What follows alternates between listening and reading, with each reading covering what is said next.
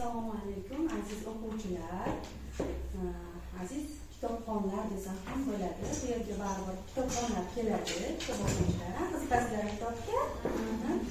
Men sizlarga bugun Abdulla Qodiriyning tavalludining 131 yilligi munosabati bilan uyushtirilgan tadbirda kitob taqdimot qilib bermoqchiman. Mana bu kitob Bahodir Karimning kitobi bo'lib, Abdulla Qodiriyning hayoti, ijodiga bag'ishlangan asar ekan.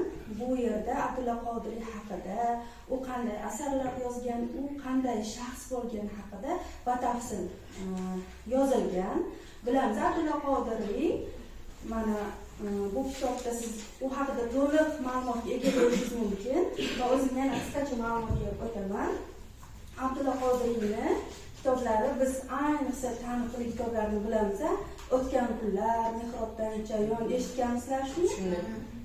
Abdulla Qodiriy bu romanchilikka ilk bor asos solgan shaxs hisoblanadi.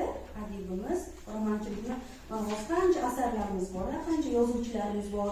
Birinchi bo'lib asos solgan Abdulla Qodiriy ekan. Otabek To'qumush va o'sha davrdagi siyosiy hayot haqida bu o'tgan kunlar asarida batafsil aytilgan. Bu asar haqida hech kim o'qimaganmi? Yo'q. O'qiganmisiz? Sizga yoqdimi? Qanday taassurot oldingiz? Shu Anvar ismli bola bo'ladi. Uni otasi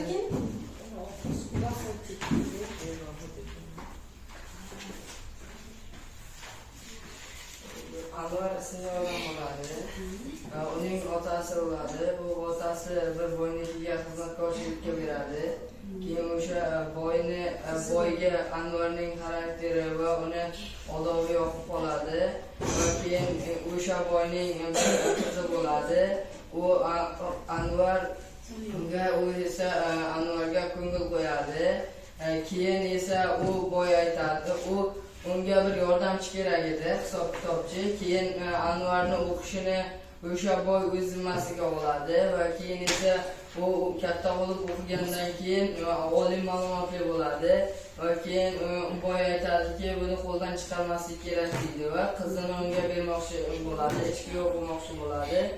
Keyin esa ularki Anvarni ham kumushga nisbatan muhabbati borligini biladi.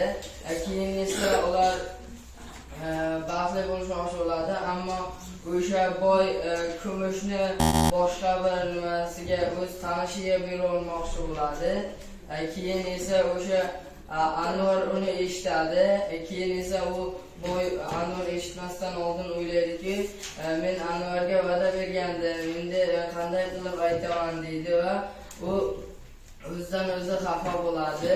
Ammo shu Anvarning hayotida unga bo'lgan qiyinchiliklar juda ko'p uchraydi, lekin o'sha Anvar barcha qiyinchiliklarni yengadi va shu kumush bilan baxtli yashaydi.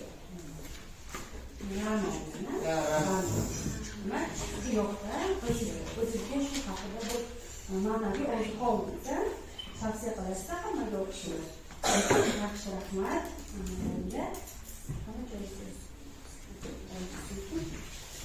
Demak, hammamiz o'qiymiz. Abdulla Qodiriy haqida tushunchaga ega bo'ldikmi?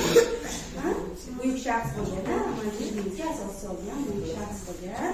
Hammalaringga mana shu Mehrobdan chayon va o'tgan kunlar asarini, Abdulla Qodiriyni qanday shaxs bo'lgani asarlaridan bilib olishingiz mumkin o'qib turib. Sizlarga hammalaringga tavsiya qilaman.